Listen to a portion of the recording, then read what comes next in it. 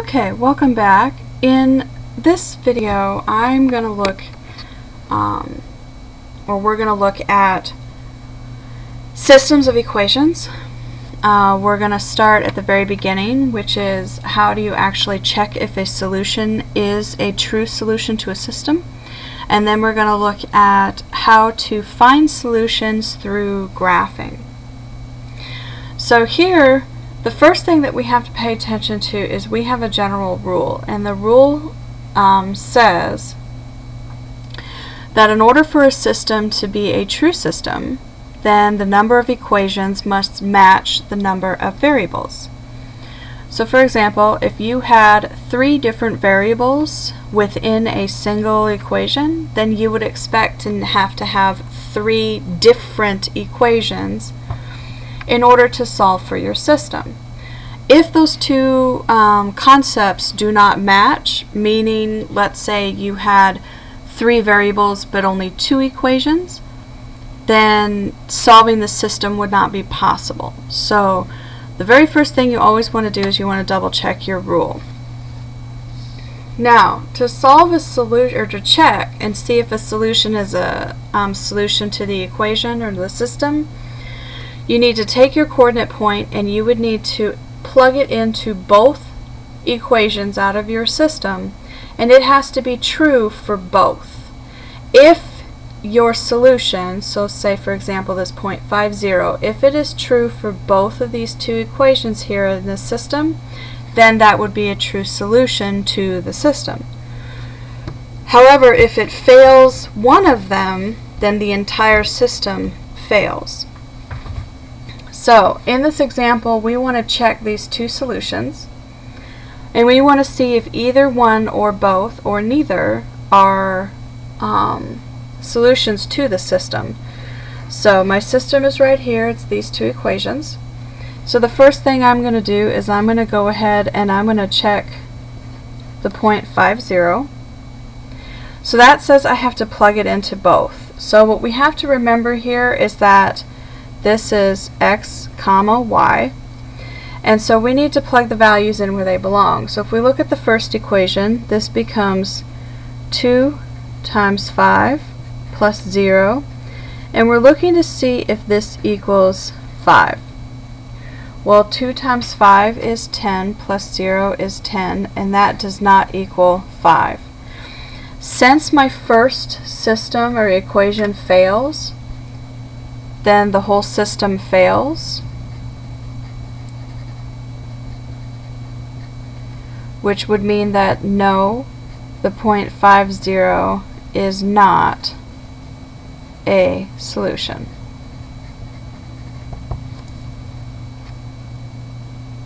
So now we can check the other point.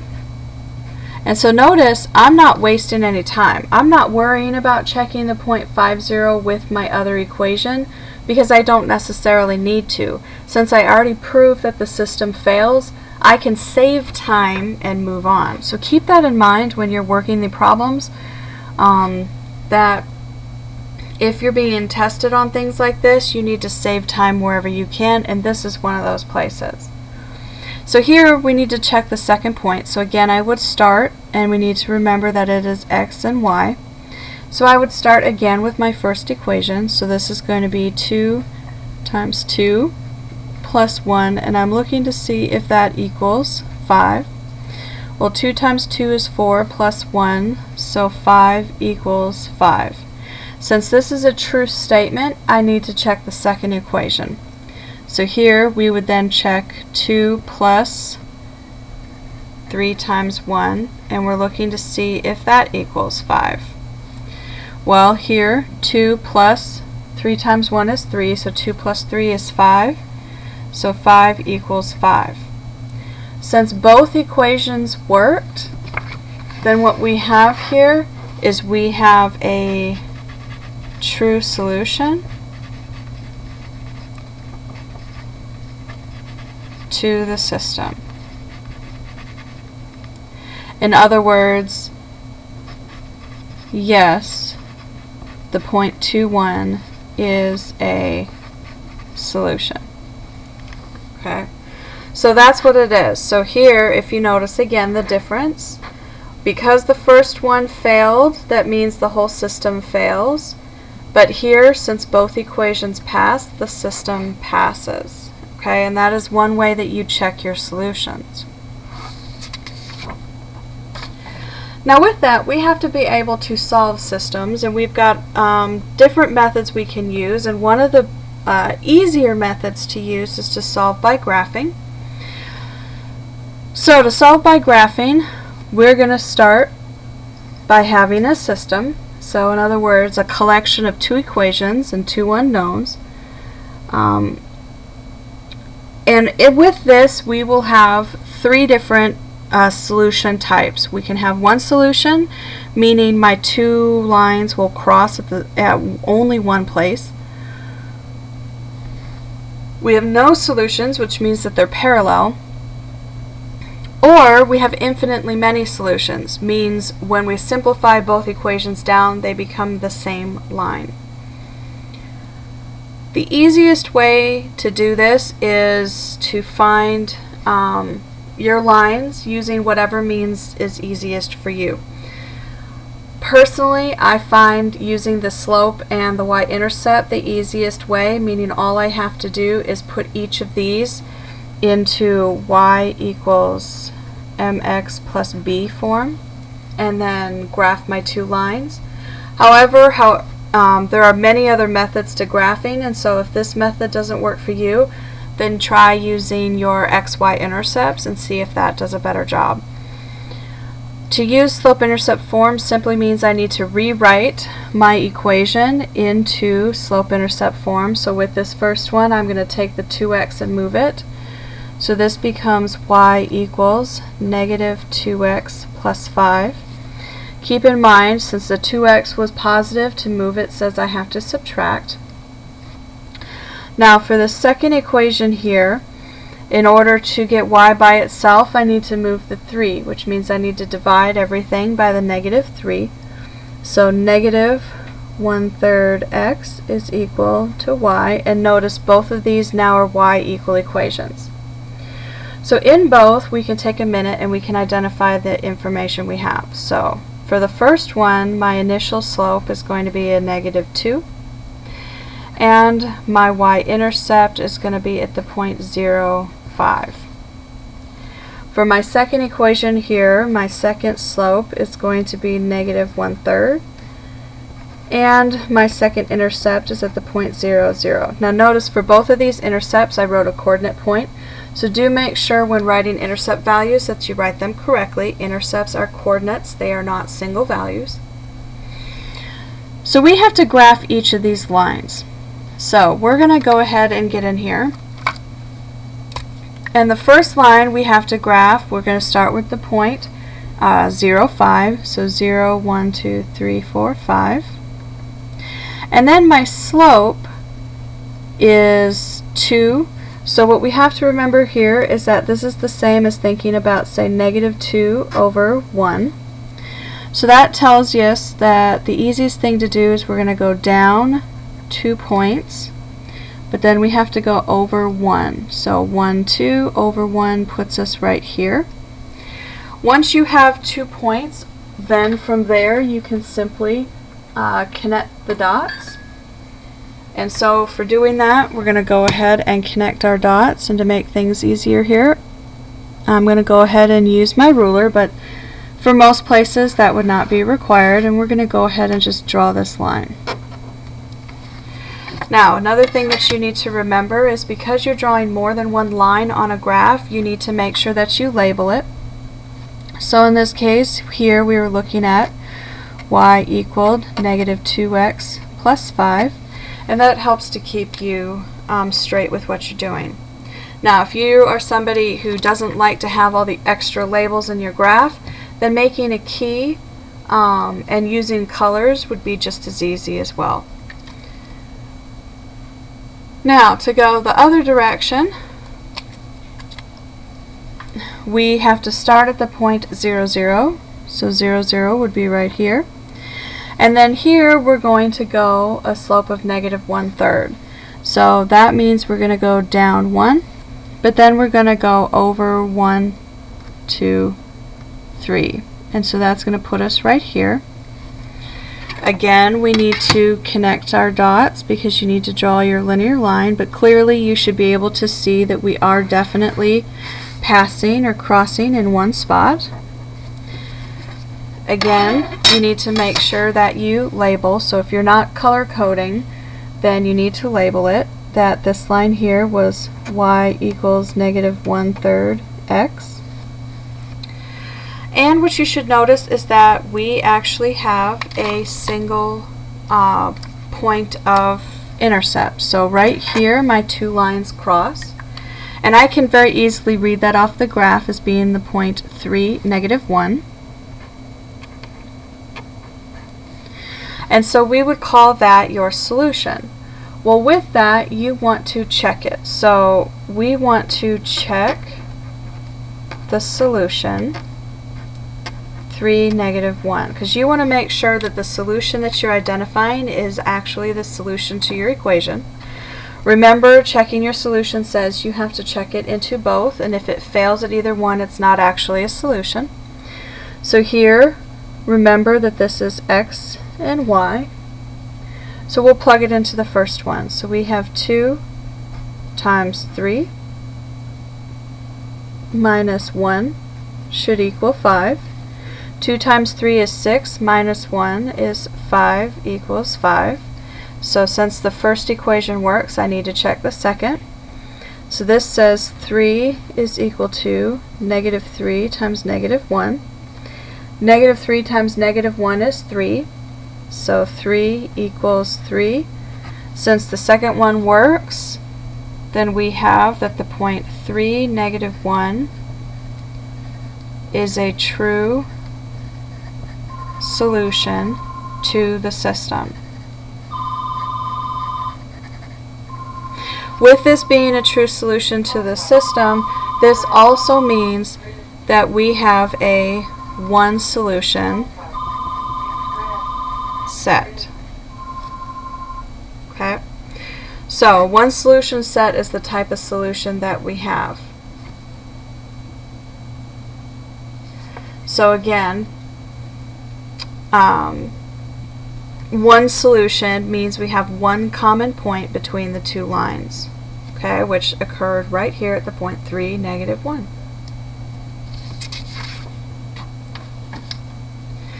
Alright, now let's look at this different one, or this next one, and again we want to solve the system graphically. So again, that means we need to take, and I would rearrange it into slope-intercept form. So I need to divide everything by 3 here. So y equals 3. And then for the second equation, again I need to solve for y. So here we end up with 2y is equal to negative x plus 11.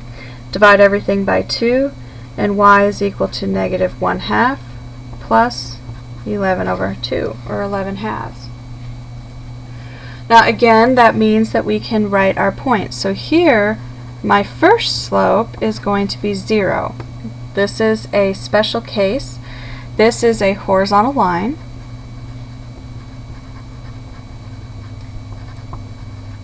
Which means I am not changing any directions in the y, because notice I don't have any x's here, so my slope is 0.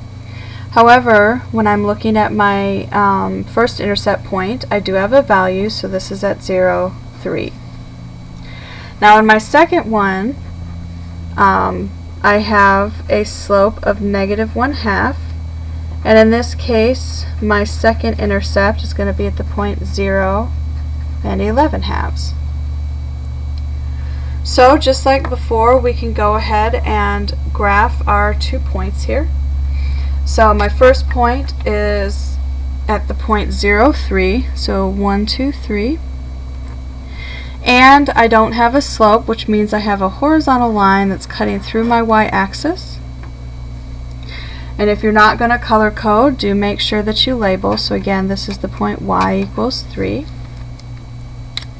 And now we need to work with our other one. So here, the second one says that we're going to start at the point 0, 11 halves. So 11 halves is the same as 5 1/2. So you're going to go ahead and start at 5 1/2. So 1, 2, 3, 4, 5. And then we're going to go up a half. So 5 1/2. And then we have to go down 1 over 2. So we're going to go down 1. And then we have to go 1, 2. Puts our next point here. And I would go ahead and I would repeat that process a few times if you don't have a ruler, just to make sure that you're getting in the right spot. So again, we would go down 1 and we would go over 2. So right about here. And so on and so forth. So here I'm going to go ahead and use that ruler that I have and draw my 2 lines. And then in case you were not color coding again, we would go ahead and label it. So this would be y equals negative 1/2 x plus 11 halves.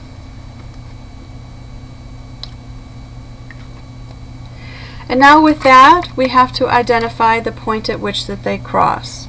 So when we're looking at it, clearly we have just a single point, and it's right here where they cross.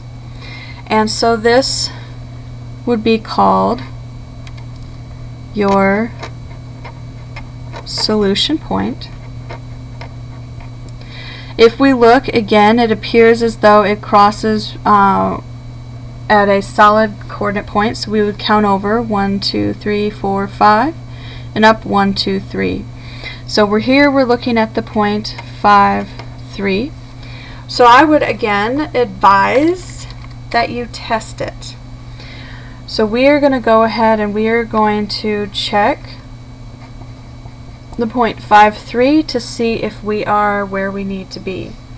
Again, checking it says you have to plug it in. So the first thing we're going to do is we're going to remember that this is x comma y.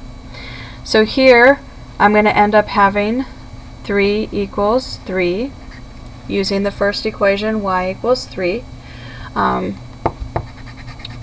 Let's go ahead and look at it this way. If we use the equation that we had in the very beginning, this would end up being 3 times 3 equals 9. So 9 equals 9. Now obviously we could have used it the other way. I wanted to step all the way back to the beginning because I highly recommend you use the equations that you did not mess with, but notice if we had used the one that we simplified, we'd get the same result. Since the first one passes, we need to check the second.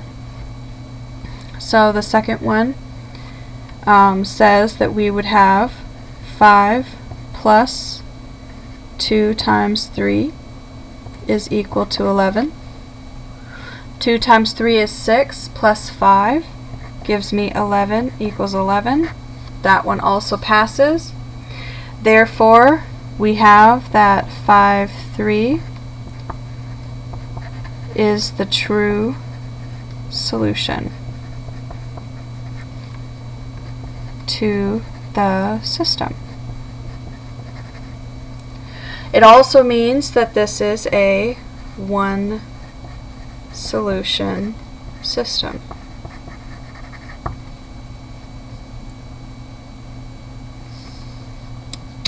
Now, when we first started, we had talked about our special cases, so I just want to point them out real quick. We have 2 special cases, first parallel lines, and the second is the same line. So parallel lines is just that. It means that your 2 lines do not intersect, therefore giving you no solution to your system. Now the same line means that you are intersecting forever, therefore you have infinite solutions. So if you look at these 2 examples, in these first ones, notice these 2 lines do not lie anywhere near each other. In order to be parallel, what that actually means, so if we talk about your definition here, it means you have the same slopes but different intercepts.